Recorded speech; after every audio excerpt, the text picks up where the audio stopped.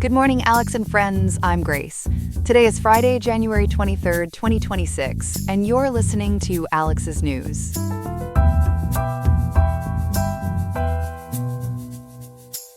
Expect a high of 66.2 degrees in Riverside today, with a low dipping to 53.7 degrees, so layers might be your best bet for staying comfortable. Coming up, we'll examine the reasons behind Iran's protest death toll, climbing to over 5,000, as tensions rise with a growing U.S. military presence in the region.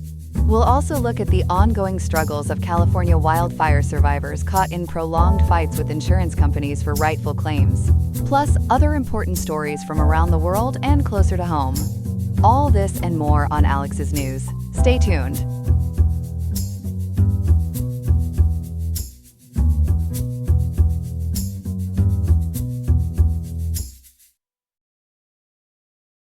Iran is facing its deadliest unrest in decades, with protests, a brutal crackdown, and rising U.S. military tensions. Ethan, walk us through how these demonstrations even began. They started less than 1 month ago, on December 28th, in Tehran's historic Grand Bazaar. According to Associated Press reporting for ABC News, anger had been simmering for months as the rial collapsed to roughly 1.4 million rials to the dollar, and inflation exploded. What began as frustration over soaring prices and empty shelves quickly turned into open defiance of the clerical leadership. People were chanting against Supreme Leader Ayatollah Ali Khamenei and the entire system, not just economic mismanagement. And that anger has come at a terrible cost. How high is the death toll now? A U.S.-based monitor, the human rights activist news agency, or HRANA, now verifies at least 5,002 people killed nationwide. Their January 23 update, echoed by outlets like Reuters and The Washington Post, calls this the deadliest single wave of protests in the Islamic Republic's 47-year history. HRANA's breakdown is grim. They say 4,716 demonstrators were shot dead, more than 200 security personnel, over 40 children, and dozens of bystanders caught in the crossfire. And they warn the real number could be far higher, as some Iranian doctors and groups like Amnesty International talk about possibly 20,000 to 30,000 deaths in areas no one can safely document. Iran's government is pushing a very different story, though. What are officials claiming? Tehran finally released an official figure on January 21st, and it is much lower. State media say roughly 3,117 people have died in total, lumping civilians and security forces together and labeling the rest, quote, terrorists and foreign-backed rioters, end quote. According to the Associated Press, that pattern of undercounting fits how the theocracy handled past atrocities, including the mass executions of political prisoners in 1988. Friday prayer leaders like Mohammad Javad Haji Ali Akbari are using state television and radio to paint protesters as tools of the United States and Israel, but they have not offered evidence. Independent reporters say it's incredibly hard to check any of this. How is the internet blackout shaping what we know? Since January 8th, Iran has imposed what Human Rights Watch calls one of its most sweeping shutdowns ever. For more than 2 weeks now, people have struggled to make international calls, social media is largely dark, and even virtual private networks are being blocked or jammed. The UN Human Rights Council has described this as enabling, quote, genocide under cover of digital darkness, end quote, because it hides killings from the outside world. The Associated Press notes that there were brief, patchy restorations yesterday in a few cities, but watchdogs like the Office of the High Commissioner for Human Rights say the blackout is still being used deliberately to mask abuses. The killings are only part of the story. What do we know about arrests and what's happening inside Iran's prisons? HRANA estimates more than 26,800 people have been detained since the protests began, a figure they recently updated to about 26,700 as they refine their lists. Many are being charged with, quote, mohareb or enemies of God, end quote, a capital offense that was notoriously used during the 1988 mass killings. Amnesty International and other rights groups report extensive torture, sexual violence, and what they describe as assembly line trials in places like Evin and Rajai Shar prisons. Between January 5th and 14th alone, HRANA verified at least 52 executions. And although international pressure postponed the hanging of one 26-year-old protester, Irfan Soltani, they stress that many other executions have quietly gone ahead. President Trump has claimed he personally stopped hundreds of executions. What can we verify about that? In briefings and on social media since yesterday, President Trump has boasted that, through back-channel talks involving U.S. envoy Steve Witkoff, he halted the planned hangings of between 800 and 837 detainees. He links that to earlier nuclear contacts that broke down before Israel's 12-day war with Iran in June 2025, when U.S. aircraft joined strikes on nuclear sites.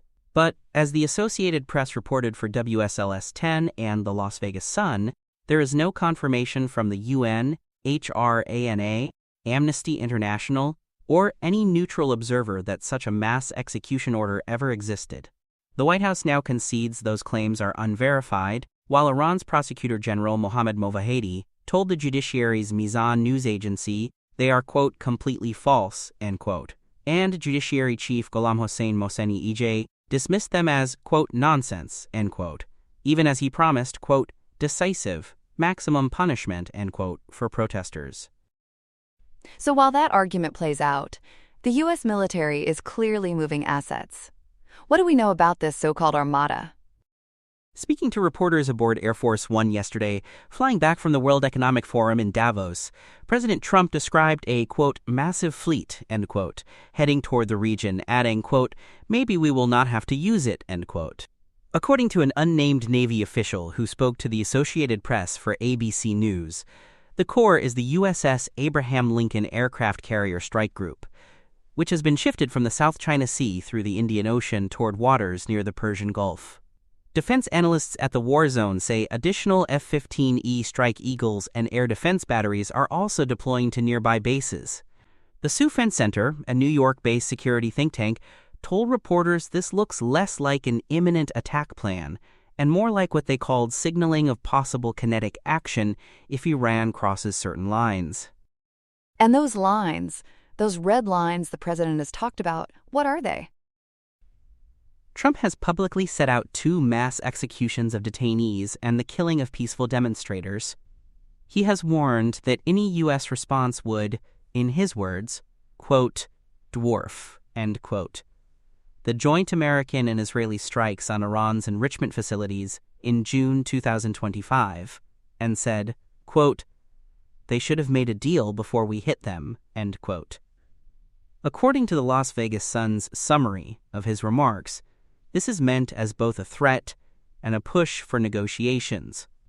Some protesters, speaking anonymously to Persian-language outlets and cited by NPR and Reuters, say they feel abandoned by the West, but still see this military pressure as a potential shield against an even bloodier crackdown, while others fear it could spiral into full-scale war. Iran is not exactly backing down in its messaging either. How is Tehran responding to that pressure? State television yesterday marked what it called the Day of the Guardian, honoring the Revolutionary Guard which has been at the front line of the repression. Broadcasts showed Shahed drones, the same model Russia uses in Ukraine, alongside footage of heavily armed Basij militia, and a masked official issuing a threat in halting Hebrew to Israel, saying, quote, we are closer to you than you think, end quote. Tehran cleric Mohammad Javad Haji Ali Akbari mocked President Trump on state radio as a, quote, yellow-faced, yellow-haired, and disgraced man, like a barking dog, end quote, warning that any harm to Ayatollah Khamenei would turn U.S. bases into, quote, clear and precise targets, end quote. Officials are also leaning heavily on that Mohareb label to justify death sentences, echoing the language used before the 1988 mass executions. Outside of that war of words, the world is trying to respond institutionally too. What did the UN Human Rights Council do today? In Geneva today, the Council held its 39th special session, convened at the request of more than 50 countries led by Iceland, Germany, the United Kingdom, North Macedonia, and Moldova. According to OHCHR and Reuters, member states adopted Resolution A/HRC/S-39/L.1, which extends the independent international fact-finding mission on Iran for another 2 years, through April 2028. That mission is now tasked specifically with investigating the at least 5,002 reported protest deaths as possible crimes against humanity, gathering evidence for future national or international trials. The resolution also condemns the prolonged internet shutdown as a tool of impunity and orders the creation of a dedicated evidence repository, including testimony about sexual violence and torture. Symbolically, that sounds big, but practically, how much bite does it really have? Diplomats told Reuters the vote passed by a comfortable margin, likely in the mid-20s, though China, Russia, and Cuba opposed it, arguing this was interference in Iran's sovereignty. Iceland's ambassador Einar Gunnarsson called the bloodshed, quote, unprecedented, end quote, while German Chancellor Friedrich Merz and British Prime Minister Keir Starmer both said in statements that the regime is rapidly losing legitimacy in the eyes of its own people. Advocacy groups like UN Watch and the International Service for Human Rights are praising the move as, in their words, a necessary step toward accountability, even if arrests of perpetrators are years away. Former UN prosecutor Payam Akavan has described this as a potential, quote, Nuremberg moment, end quote. But everyone acknowledges that without access on the ground, the mission faces enormous obstacles. Beyond the UN, what are other governments doing in response, particularly close U.S. allies? The United Kingdom's Defense Ministry has announced it is sending its 12-squadron Eurofighter Typhoon jets, run in partnership with Qatar, to the Persian Gulf on what it calls a defensive deployment. ABC News reports that London frames this as protecting shipping lanes and deterring spillover, not joining any prospective U.S. strikes. Washington, meanwhile, backed today's Human Rights Council resolution, even as it continues to move more ships and aircraft into the broader region. So you see a twin-track rhetorical and legal pressure on Iran over rights abuses, alongside a visible military buildup that is meant to contain the crisis but could also inflame it. For people listening here at home who may feel this is all far away, what does this moment mean for ordinary Iranians and for regional stability right now? For Iranians on the streets, this is existential. HRANA says protests have now reached more than 111 cities, and with the blackout, families often do not know whether missing relatives are dead, in hiding, or in secret detention. Many activists tell groups like Human Rights Watch they feel both emboldened by the scale of the demonstrations and deeply betrayed by years of what they see as Western hesitation. Regionally, analysts quoted by the Soufan Center warn that if Iran's leaders think foreign intervention is inevitable, they might actually escalate first, against U.S. bases or Israel, turning a domestic uprising into a multi-country conflict almost overnight. As of this morning, do you see any real sign the crisis is easing, or are we still right in the middle of it? All the indicators suggest we are still in the teeth of it. The death toll is climbing, the internet remains mostly cut, and rights groups say arrests and executions are continuing even as world leaders condemn them. The UN fact-finding mission's new mandate runs through 2028, which is a reminder that the accountability process will be measured in years, not weeks. For now, as HRANA put it in a statement carried by several outlets, every additional day of digital darkness risks adding new names to the list of the dead. A stark picture, and one we will keep following closely. Ethan, thanks for breaking all of that down for us. 1 year after those devastating Palisades and Eaton fires, many families are still fighting with their insurance companies. Chloe is with us to explain what's going on. Chloe, what are people still dealing with right now? They're dealing with what survivors are calling a, quote, second disaster, end quote, the insurance system. According to CalMatters reporting that's been picked up by KPBS and LAist, thousands of homeowners across Los Angeles County are still waiting on full payouts, fighting coverage denials, or coming up short on rebuilding costs. The fires burned through in days last January, but these insurance battles are stretching into months and, for many, now past the 1-year mark. And we're talking about very large fires here. Can you remind us how big these January 2025 fires actually were? The Palisades and Eaton fires together destroyed or damaged more than 16,000 structures, which makes them the second and third most destructive fires in California history. Insured losses are estimated between roughly $22 billion and $45 billion, according to analyses cited by the Los Angeles Times and Insurance Journal. They also killed 31 people across both blazes, and they hit right at the edge where city neighborhoods meet brush and canyonlands, so a lot of ordinary suburban blocks were caught in the middle. Those are huge numbers, but what does all of that look like at the individual level? For one family, one of the clearest examples comes from Jen Egan, whose story was detailed by CalMatters and re-aired by KPBS and LAist this week.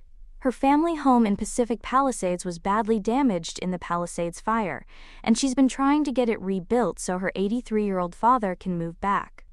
Over the past year, she says State Farm has cycled her through 3 different claims adjusters, forcing her to keep retelling the same traumatic story while the file inches forward.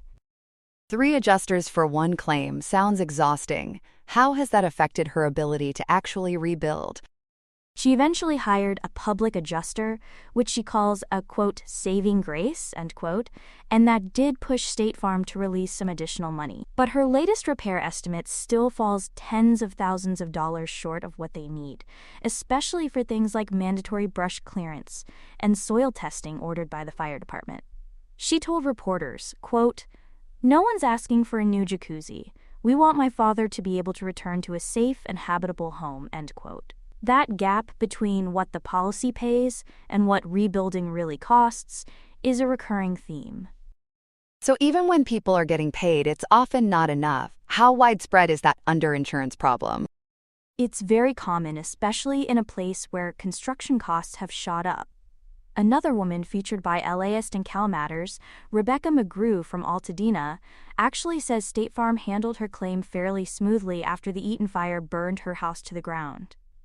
But she discovered she was underinsured by hundreds of thousands of dollars, so even though she got every dollar allowed under her policy, it still isn't nearly enough to rebuild the home she lost. Consumer advocates told Insurance Journal that roughly 70% of middle and lower income survivors from these fires still have unresolved claims as of today, and underinsurance is a big reason why. That paints a really uneven picture of recovery. Some people moving on, others just stuck. How are experts describing that divide? Economists and policy advocates are calling it a, quote, K-shaped recovery, end quote. Essentially, wealthier homeowners who had more generous coverage or extra savings can rebuild faster and move back. Meanwhile, families with tighter budgets, including many retirees and working-class residents, are living in rentals or with relatives, waiting on appeals or trying to figure out how to finance a rebuild that costs far more than the check they received. CalMatters notes this pattern has shown up after past fires too, but the January 2025 disasters really magnified it in the Los Angeles area. Beyond those personal struggles, this also exposed some deeper cracks in the insurance system. What did these fires reveal about how property insurance is working, or not working, in California? They showed that the system wasn't ready for year-round mega-fires hitting dense, urban-adjacent neighborhoods.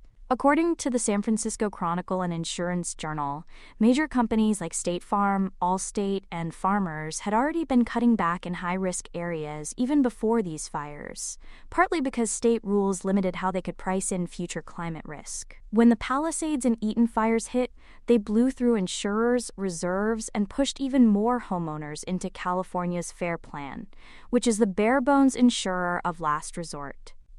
That concentration of risk has regulators really worried about the long-term stability of the whole market. You mentioned state rules limiting how they price risk. What were insurers complaining about before these fires? A big issue was Proposition 103, a voter-approved law from the late 1980s that, among other things, required companies to base rates on about 20 years of historical loss data. That once made sense, but with climate change, the last couple of decades are no longer a good guide to the next one. Reinsurance costs, basically insurance for insurance companies, also skyrocketed after the severe 2017 and 2018 fires, and state rules did not allow insurers to fully pass those higher costs through to customers. As the Chronicle and reinsurance trade outlets have reported, that combination pushed some carriers to quietly non-renew policies in high fire risk zip codes even before 2025. So the market was already fragile. Then, these January fires hit. How did regulators respond after seeing the fallout?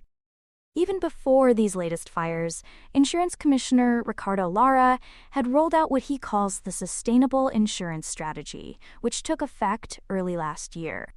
According to Insurance Journal, it allows insurers to use forward-looking catastrophe models and to factor reinsurance costs into rates, but only if they commit to covering a certain share of homes in high-risk areas. The idea was to stop the exodus of companies from fire zones. But then the Palisades and Eaton fires caused tens of billions of dollars in new losses, and any early stabilizing effect was pretty much overwhelmed. That brings us to what lawmakers are doing now. There's a new package of bills on the table, right? Yes, a set of consumer-focused bills branded as the 2026 Wildfire Insurance Reform Package. They were introduced earlier this month, timed to the one-year anniversary of the fires, and they're now in their mandatory 30-day waiting period in Sacramento. CalMatters, which has been leading coverage and sharing it with outlets like KPBS and Lookout Santa Cruz, says the bills all try to fix specific pain points survivors have been describing, from slow claims handling to lack of transparency. Let's walk through those one by one. What's in the main Senate bill? Senate Bill 876. Senate Bill 876 is kind of the centerpiece, authored by Senator Steve Padilla and backed by Commissioner Lara. It would require insurers to file disaster recovery plans with the state, basically roadmaps for how they'll handle big surges in claims after fires or earthquakes. It also proposes doubling the penalties for unfair claims practices during declared emergencies and expanding the amount of additional living expense money paid to people who lose their homes, so they're not cut off from rental support before rebuilding is finished. Padilla told CalMatters, quote, "People need a sense that the underwriters they've relied on will want to help and not get in the way," end quote. That sounds like it's going after both speed and fairness. How would it change things for someone like Jen Egan dealing with multiple adjusters? One key piece is that it would require insurers to notify homeowners within 5 days when they switch adjusters, and to keep better continuity on those files. Survivors told LAist that today it can feel like a revolving door, with each new adjuster coming in cold, remeasuring everything, and sometimes revising estimates downward. The bill tries to make that carousel more transparent and less disruptive, so people aren't starting over each time. It also pushes for quicker initial payments so families can get contractors lined up, instead of waiting months. Another bill focuses on transparency. Senate Bill 877. What exactly would that do?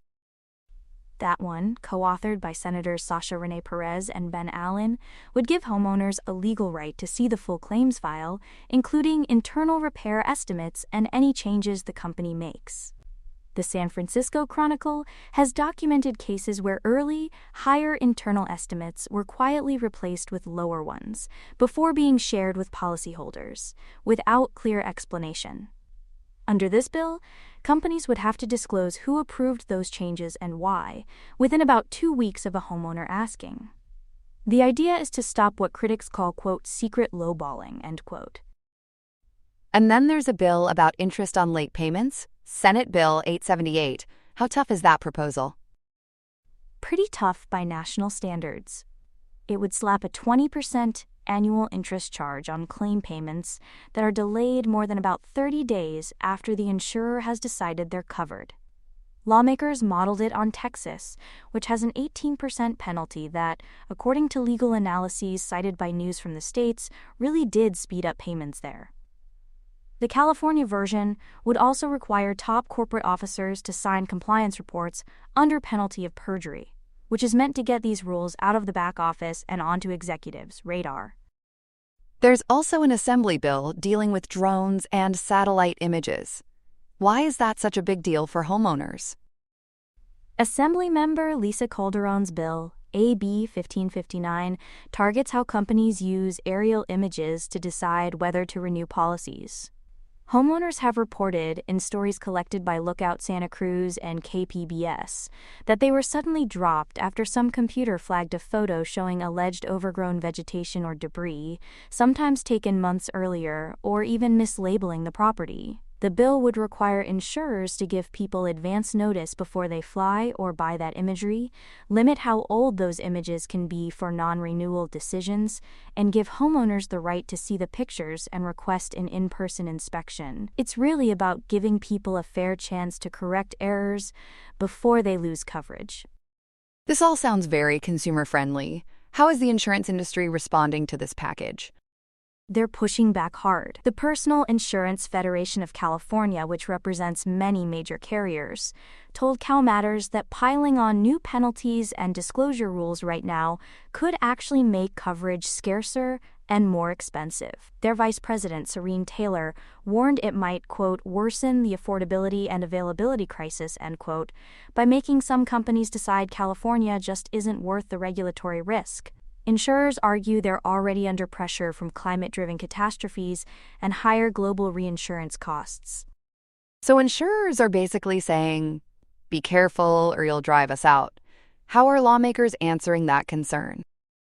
Supporters of the bills say the market is already in crisis, with or without these reforms. They point out, using data from the Department of Insurance and uphelp.org, that regulators have repeatedly found patterns of underpayment and delay after earlier disasters like the Tubbs and Camp Fires. But fines have been so low, often just a few $1,000s per violation, that large companies can treat them as a cost of doing business. Legislators argue that if insurance is going to remain the backbone of recovery in a wildfire-prone state, it has to actually work when people need it. You mentioned other states, like Texas and Louisiana. What lessons are California lawmakers looking at from those places? Texas is an example where a stiff interest penalty did lead to quicker payments, according to legal reviews from firms that handle insurance disputes there, but it also fueled more lawsuits. Louisiana went even further with huge penalties after hurricanes, up to double the claim amount, and as News from the States has reported, several insurers simply left the market before the legislature dialed those penalties back. On the flip side, states like Colorado and Oregon have passed transparency rules after their own wildfires, and officials there say it's cut down on complaints by empowering homeowners to see the paperwork and challenge errors early. California is trying to thread that needle tough enough to change behavior, but not so extreme it scares away every insurer. For people who lived through the Palisades and Eaton fires, what would passage of these bills actually change day to day? For one, future disaster survivors could see faster checks and fewer surprises. There would be clearer timelines, more written explanations, and a legal right to see the same information the company is using. Over time, if underinsurance rules tighten and coverage offers become more standardized, families might be less likely to discover after a fire that they're hundreds of thousands of dollars short. Advocates told LAist they hope that would turn rebuilding from a multi-year full-time battle into something closer to what people think they're buying when they pay their premiums. And what are the risks if these reforms don't pass or get watered down? Consumer groups warn we could see the same painful cycle repeat with every large fire or flood. More people end up on the underfunded FAIR plan, more neighborhoods become effectively uninsurable, and rebuilding slows, especially in working-class and older communities. At the same time, CalMatters notes that the reinsurance market is tightening worldwide as climate disasters mount, so the underlying costs are likely to keep rising either way. Without stronger rules for fairness and speed, survivors fear the burden will keep falling on those least able to shoulder it. So this is really about what recovery looks like in a hotter, drier future. What should listeners watch for next in the Capitol? These bills are all in that 30-day waiting period right now, which means the earliest we'll see hearings is early February. The Senate Insurance Committee and the Assembly Insurance Committee will be key battlegrounds, as lobbyists for both consumer groups and the industry line up to testify. Outlets like KPBS, LAist, and the Los Angeles Times are all planning to track amendments closely, because details like how high those penalties are set or exactly what has to be disclosed could change the impact dramatically. Survivors from the Palisades and Eaton fires have already been traveling to Sacramento, and they're expected to keep telling their stories as these bills move forward. A lot at stake there, not just for those fire survivors, but for anyone who owns a home in a risky area. Chloe, thanks for breaking this down for us. Thank you, Grace. Here are some other headlines. In Davos, the temperature dropped between Kyiv and Europe as Ukrainian President Volodymyr Zelensky delivered a blistering address at the World Economic Forum, accusing European leaders of being stuck in Greenland mode, frozen in place, waiting for a forecast from Washington. He said his security warnings feel like geopolitical Groundhog Day, blasting a slow, fragmented, and inadequate EU response nearly 4 years into Russia's full-scale invasion. Zelensky described Europe as a fragmented kaleidoscope of middle powers that hasn't stopped Moscow's shadow fleet of oil tankers or fully used frozen Russian assets, while praising what he called bolder Trump administration moves elsewhere. He openly questioned NATO's reliability, saying it currently rests on a mere belief the US will act, and warned Europe still can't defend itself if America looks away. The sharp tone marks a major diplomatic shift from his earlier warmth toward Brussels, and it comes just hours after talks with President Trump, and on the eve of trilateral peace negotiations among Ukraine, Russia, and the United States in the UAE. On Wall Street, it's a high-interest drama with plenty of risk. President Donald Trump has filed a $5 billion lawsuit against J.P. Morgan Chase and CEO Jamie Dimon in a Miami-Dade court, accusing the bank of political debanking. The suit claims J.P. Morgan abruptly cut off accounts for Trump, his family, and his hospitality companies in early 2021 after the January 6th Capitol riot, amounting to trade libel and blacklisting meant to scare off other lenders, allegedly driven by woke beliefs. The bank calls the claims meritless, insisting accounts are closed for legal or regulatory risk, not politics. The showdown is unprecedented, a sitting president suing the nation's largest bank, and lands amid a broader clash with Wall Street over Trump's push to cap credit card interest rates at 10%, and a Justice Department probe into Federal Reserve independence. The outcome could rewrite the fine print on what counts as reputational risk and set the stage for new laws on how banks handle politically radioactive customers. In the auto sector, trade policy is in overdrive but steering a lonely course. The White House is keeping 100% tariffs on Chinese vehicle imports, yet signaling that firms like Geely and BYD can dodge that wall by building factories and hiring workers in the United States. General Motors has already read the road signs, announcing plans to move production of the Buick Envision SUV from China back to Kansas by 2028 to avoid future tariff potholes. North of the border, Canadian Prime Minister Mark Carney is taking a different lane, striking a deal to let in 49,000 Chinese electric vehicles at a reduced 6.1% tariff. U.S. auto executives fear those cheaper EVs could short-circuit Detroit's competitiveness. Analysts say the split underscores a widening rift. Washington's isolationist ride versus allies who are willing to plug into Chinese technology through joint ventures and price undertakings to hit 2030 electrification targets. In tech, TikTok has danced away from the brink. TikTok and parent company ByteDance have sealed a deal to spin U.S. operations into a new American-led firm, TikTok USDS Joint Venture LLC, avoiding a nationwide ban just before a January 23 deadline. A consortium led by Oracle, Silver Lake, and Abu Dhabi-based MGX will hold 80.1%, leaving ByteDance with 19.9%. Adam Presser becomes CEO, reporting to a 7-member majority American board. Under a strict security playbook, Oracle will host all U.S. user data and oversee a retraining of the recommendation algorithm so it's firewalled from Chinese influence. The arrangement satisfies the 2024 law targeting foreign-controlled apps, upheld by the Supreme Court in 2025, and sets a template for data and algorithmic sovereignty, turning a potential blackout for 200 million U.S. users into a blueprint for regulated survival. The White House is hailing the roughly $14 billion deal as a diplomatic duet with Beijing that finally ends a 6-year cliffhanger and keeps the content coming. And in global health, the United States has officially hung up on the World Health Organization after nearly 78 years on the line. As of January 22, the U.S. has halted funding, pulled its staff, and is pivoting to direct bilateral health partnerships. Secretary of State Marco Rubio and Health and Human Services Secretary Robert F. Kennedy Jr. say the break is rooted in the WHO's handling of COVID-19 and its failure to reform free of what they call hostile political influences. The WHO counters that Washington still owes between $130 million and $278 million in unpaid dues, leaving a large tab on the examining table. The exit, launched by a Day 1 executive order in January 2025, moves America from chief architect of multilateral health efforts to a go-it-alone, America First model. Infectious disease experts warn that losing access to the WHO's global influenza surveillance and response system could turn annual vaccine design into more guesswork and delay early warnings on threats like Ebola or avian flu.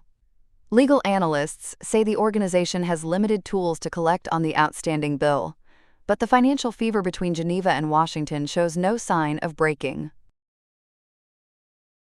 That's all we have for now. Today's episode was made by Alexander King, with GPT-5, Gemini Pro 3, Gemini Flash 3, and Google Cloud Text-to-Speech. I hope you have a great day. I'll see you tomorrow, Alex.